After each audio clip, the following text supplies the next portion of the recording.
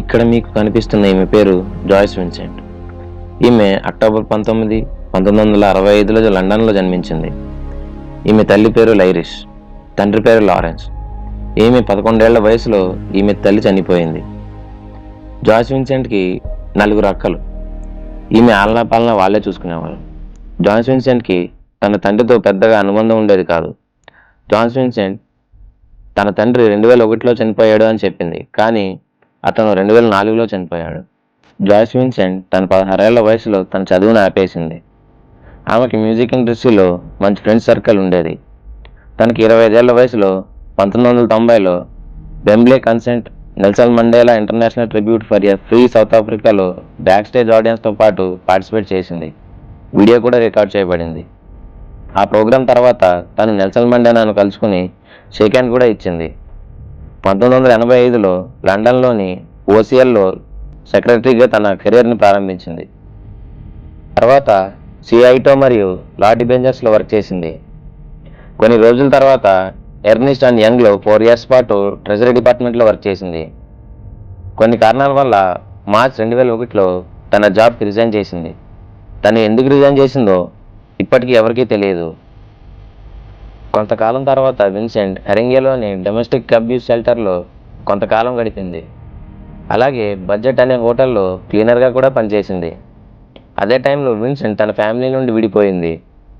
ఒక investigation agency Vincent గురించి చెప్పింది ఏంటంటే, విన్సెంట్ తనంతట తనే తన కుటుంబం నుండి బయటకు వచ్చేసిందని, నిజానికి తన కుటుంబం చాలా మంచిదని, తను ఒక రిలేషన్షిప్లో ఉండేదని, అలాగే తనకి డొమెస్టిక్ వైలెన్స్ హిస్టరీ కూడా ఉందని, డొమెస్టిక్ అబ్యూస్ అయినందువల్ల తను సిగ్గుపడి ఉండేదని, లేదా ఆమెను హింసించిన వ్యక్తికి కనపడకుండా తను ఫిబ్రవరి 2003లో వుడ్ గ్రీన్ షాపింగ్ సిటీ పైన ఉన్న బెడ్షీట్ ఫ్లాట్కి తన నివాసాన్ని మార్చేసుకుందని తెలిపింది. కొంతకాలానికి విన్సెంట్ అక్కడే చనిపోయింది.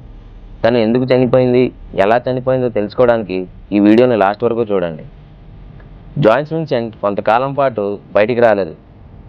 ఎంతకాలం అంటే 1 నెల 2 నెలలో కాదు, 3 సంవత్సరాల పాటు తన ఫ్లాట్ నుండి తను బయటికి రాలేదు. పక్క ఫ్లాట్స్ వాళ్ళు ఆ ఫ్లాట్ ఖాళీగా ఉందేమో అని అనుకున్నారు, కానీ తను అక్కడ నివసించేది. విన్సెంట్ ఫ్లాట్ సగం రెంట్ మెట్రోపాలిటన్ హౌసింగ్ ట్రస్ట్కి బెనిఫిట్స్ ఏజెన్సీస్ ఆటోమేటిక్గా సగం రెంట్ పే చేసేవి, మిగతాది తను పే చేసుకునేది. అది కొంతకాలం పాటు పే చేయడం లేదు. అది కాస్త 2400 యూరోలు అయ్యింది. అలా కొంతకాలానికి విన్సెంట్ బయటకు రాకపోవడంతో ఆ ఫ్లాట్స్ యాజమాన్యం వాళ్ళు డోర్ బద్దలు కొట్టి లోపలికి వెళ్ళాలని నిర్ణయించుకున్నారు. అలా వాళ్ళు లోపలికి వెళ్ళేసరికి టీవీ అలా ఆన్లోనే ఉంది. దాని మానానికి అది వాగుతూనే ఉంది. అటుపక్కేమో షాపింగ్ చేసిన బ్యాగ్స్ ఉన్నాయి, దాని పక్కనే క్రిస్మస్ గిఫ్ట్స్ ఉన్నాయి. అలా వాటి పక్కనే సోఫాలో డీకంపోజ్ అయినటువంటి విన్సెంట్ డెడ్ బాడీ కనిపించింది. ఇదంతా విన్న తర్వాత నాకు కొన్ని డౌట్స్ వచ్చాయి, మీకు కూడా వచ్చే ఉంటాయి. అవేంటంటే, విన్సెంట్ ఎందువల్ల చనిపోయింది, విన్సెంట్ ఎప్పుడు చనిపోయింది, 3 ఇయర్స్ వరకు కనపడకపోతే వాళ్ళ ఫ్యామిలీ మెంబర్స్ ఏం చేస్తున్నారు, టీవీ సౌండ్స్ వస్తున్నా కూడా పక్క ఫ్లాట్స్ వాళ్ళు ఎందుకు పట్టించుకోలేదు, విన్సెంట్ తను షాపింగ్ చేసిన క్రిస్మస్ గిఫ్ట్స్ ఎవరి కోసం అయి ఉండొచ్చు, టీవీ నాన్ స్టాప్గా ప్లే అవ్వడానికి కారణం ఏంటి? వీటన్నిటికీ సమాధానం తెలుసుకోవాలనుకుంటే ఈ వీడియోని లాస్ట్ వరకు చూడండి. విన్సెంట్ ఎందువల్ల చనిపోయిందంటే, కొంతమంది ప్యాథాలజిస్ట్ డాక్టర్స్ ఆమెని ఆ సిచ్యువేషన్లో చూసి, అలాగే ఆమె వాడుతున్న మెడిసిన్ను పరిశీలించి ఆమె ఆస్తమాతో సఫర్ అవుతుంది, అందువల్ల చనిపోయి ఉండొచ్చని, ఇది ఒక సాధారణమైన మరణమే అని నిర్ధారించారు. విన్సెంట్ ఎప్పుడు చనిపోయిందంటే డిసెంబర్ 2003లో తను చనిపోయింది. విన్సెంట్ అప్పుడే చనిపోయిందని ఎలా చెప్పగలమంటే, తన ఫ్లాట్లో ఉన్న రెఫ్రిజిరేటర్లో ఉన్నటువంటి వస్తువులు డిసెంబర్ 2003 నాటికి ఎక్స్పైరీ డేట్ లేబుల్తో కలిగి ఉన్నాయి.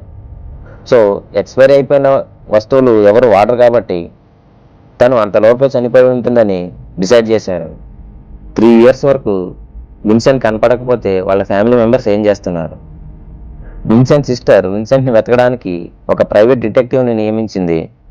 అలాగే సాల్వేషన్ ఆర్మీని కూడా సంప్రదించారు, కానీ ఎటువంటి ఫలితమూ లేదు.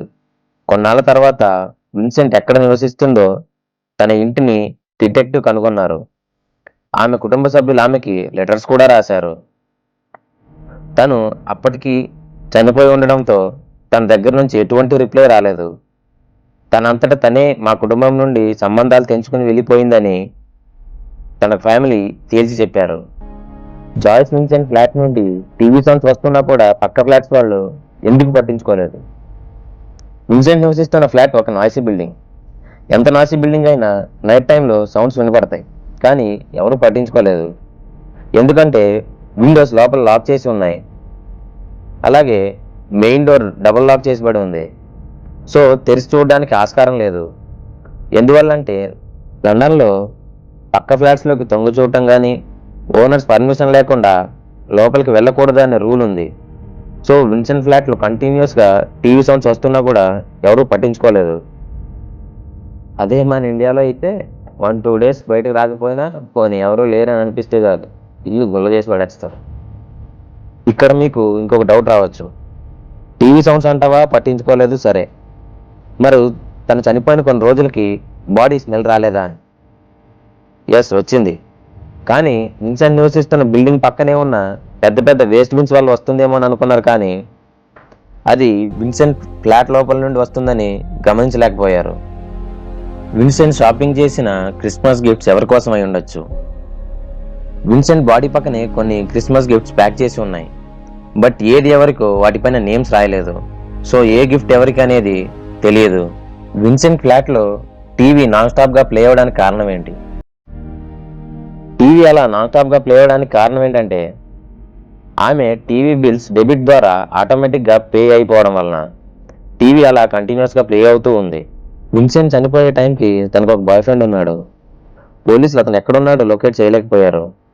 ఒకవేళ విన్సెంట్ని తనే చంపేసి ఉండొచ్చని స్టార్టింగ్లో అనుమానించారు, కానీ విన్సెంట్ ఫ్లాట్ డోర్ విరిగినట్టుగా కానీ అనుమానాస్పదంగా కానీ కనిపించకపోవడంతో తనది న్యాచురల్ డెత్తే అని పోస్ట్మార్టం చేసిన డాక్టర్లు మరియు ఇన్వెస్టిగేషన్ చేసిన పోలీసులు నిర్ధారించారు. ఇది జనవరి 25, 2006లో వెలుగులోకి వచ్చింది. అది విన్సెంట్ రెంట్ పే చేయడం లేదని డోర్ బద్దలు కొట్టి లోపలికి వెళ్ళారు కాబట్టి. ఒకవేళ అప్పుడు వెళ్ళకపోయి ఉంటే ఇంకా ఎన్ని రోజులు తన బాడీ అలా సోఫాలోనే ఉండేదో. ఏదేమైనా ఫ్రెండ్స్, మనకు నచ్చిన పని చేసుకుంటూ, మనకు నచ్చింది తింటూ, మనకు నచ్చిన వాళ్ళతో కలిసి ఉంటే చాలు.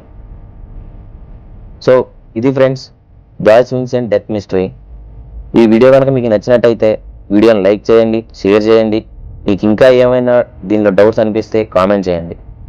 ఇలాగే మీకోసం interesting facts, mysteries, informative videos తీసుకొస్తూ ఉంటాను. This is Kiran signing off. Thanks for watching. జై హింద్.